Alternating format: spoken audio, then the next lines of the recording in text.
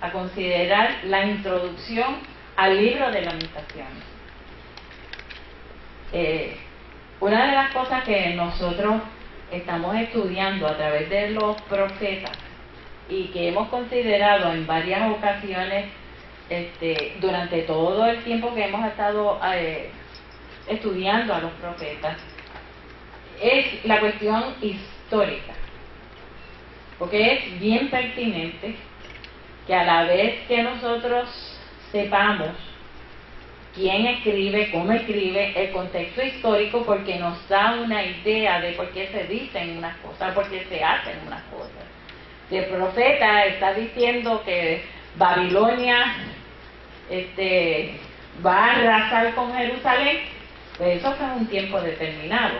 No podemos decir que Babilonia arrasó a Israel en el 2010, porque podríamos hablar de otros países alrededor y nos daría otro sentido. O sea, si estamos hablando de Israel en el 1966, lo más probable es que usted se acuerde de la guerra de los 7 días del 66, pero en el Antiguo Testamento pues estamos hablando de Israel en otra forma, desde el Antiguo Testamento, que es un documento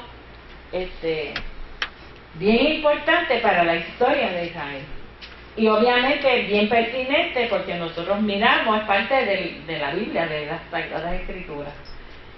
Y yo no voy a abundar en la cuestión histórica, pero quiero solamente decir que la mayor parte de los libros históricos, proféticos, escritos, o sea, estamos hablando de algo escrito que tenemos dentro del canon, pues fueron escritos durante el periodo de los 2 reinos.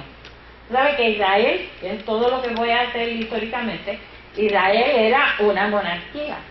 Y como una monarquía estuvo, qué pena que Blanquita no tenga el mapa, como lo estamos usando allá en la clase bíblica de las mujeres. El reino, una monarquía, después de Salomón, que se divide. Eso es tan sencillo como eso.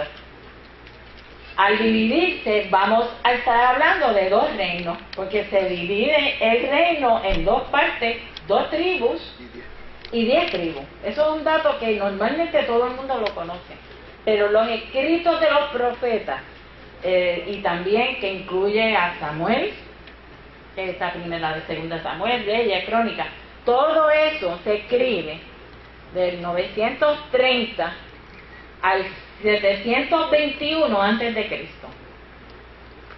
Estamos hablando de un periodo anterior a Cristo, así que estamos hablando de 200, 300, un montón de años ahí que hay, durante lo cual, o sea, no es tantísimo, porque nosotros en Puerto Rico tenemos 500 años de historia, o sea, son 200 años que se van escribiendo estos libros. Así que esto es un periodo, y Lamentaciones también corresponde a ese periodo. Así que ese es el contexto histórico en que se da las Lamentaciones. Pero hay otro dato importante, y es en cuanto a la autoría.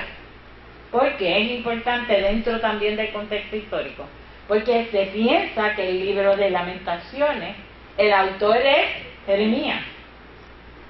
Ustedes saben que nosotros hemos discutido, y no me parece necesario hacer otra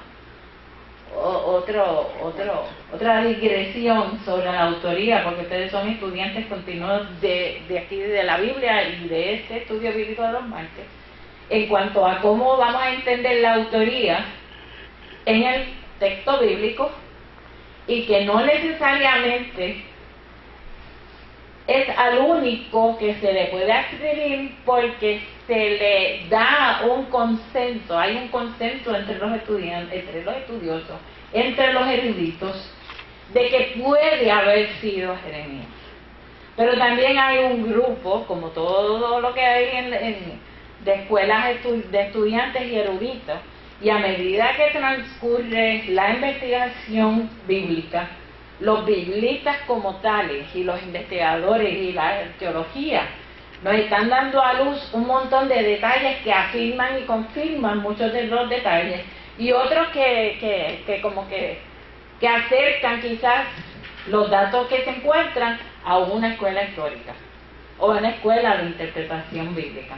En este caso, no estamos fijando que Jeremías es el autor, o sea, pero en la mayoría de los casos, el escritor, a veces yo me atrevo a decir la escritora, porque uno no sabe si la hubo o no la hubo, pero de todas maneras, el escritor oficial parece ser Jeremías, pero sabemos claramente que dentro del contexto del escrito se da en el cautiverio. Y acuérdense que Jeremías yo le llamo el profeta acompañante, el profeta sufriente. ¿Por qué? Porque Jeremías no solamente es el profeta que tiene el mensaje de las señales de su tiempo, del análisis político de su tiempo, porque en mi interpretación, parte del análisis que hace el profeta no es un análisis solamente entre obediencia y desobediencia de Dios, sino es que el profetismo hace un análisis de las señales de su tiempo. ¿Ok? ¿Por qué? Porque está avisado de parte de Dios para mirar al mundo a su alrededor. Normalmente, cuando usted observa la labor pastoral, o sea, usted no la mira como una de cuidado, una de estar de enseñanza, pero la voz profética, aún desde nuestra visión cristiana, que dice la Sagrada Escritura, que toda profecía es útil ¿para qué? Para enseñar, para exhortar, para redarguir. O sea, si usted coge la voz profética dentro de los ministerios de la iglesia, pues obviamente la voz profética en la iglesia es necesaria, no solamente desde el punto de vista individual, porque a veces hablamos del profetismo como un sistema personal, porque o hacemos la consulta o el Señor me habló y confundimos, como se ha dicho varias veces, lo que es profecía con palabra de ciencia, palabra de sabiduría, pero la voz profética es que representa la voz de Dios. Por eso es que siempre el profeta tiene una experiencia de que sus labios que son tocados. ¿Ok? En el caso de Isaías, en el caso de Jeremías, pero mire, yo no sé hablar. Moisés, que fue, yo no sé hablar. ¿Ok? Yo soy tartamudo. Isaías dice, ay de mí que soy hombre pecador. ¿Ok? Y Jeremías dice, a rayo, ¿cómo voy yo a asumir esto de estar hablando? Y es que el profeta no puede hablar a nombre propio.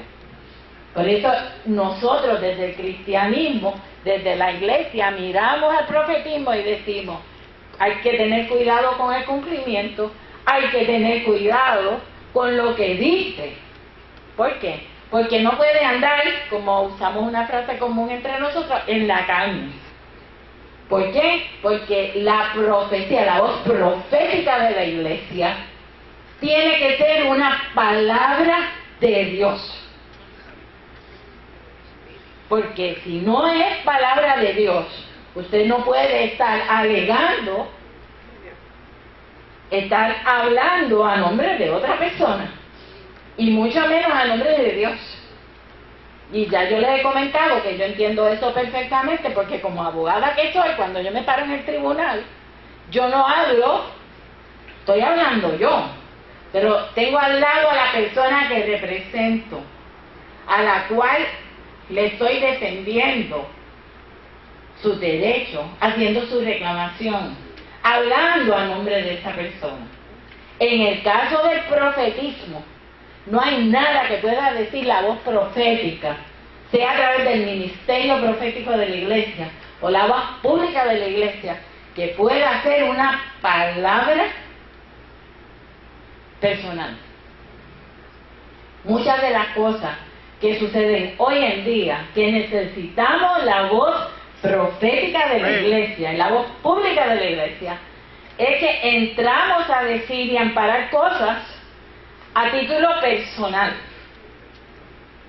y a título a veces hasta de emociones y a tipos de y a nombre también de posturas, por ejemplo, con el tema del martes pasado de partidos políticos, en el caso de Puerto Rico, partidismo. O sea, hacemos eso, pero entre nosotros hay una voz profética. Y parte de Lamentaciones, de Jeremías, es haber podido dar consejo profético, consejo político a los reyes, porque tuvo bajo 4 reyes. Le habló a los sacerdotes,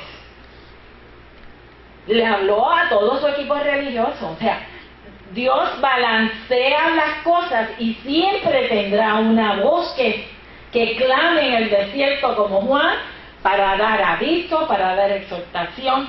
Siempre, siempre, siempre la tendrá, sea a través de quien sea. A veces es una palabra de un maestro en la palabra, o el Espíritu Santo levanta a quien quiere. Por eso es que es tan importante que en la iglesia operen todos los ministerios.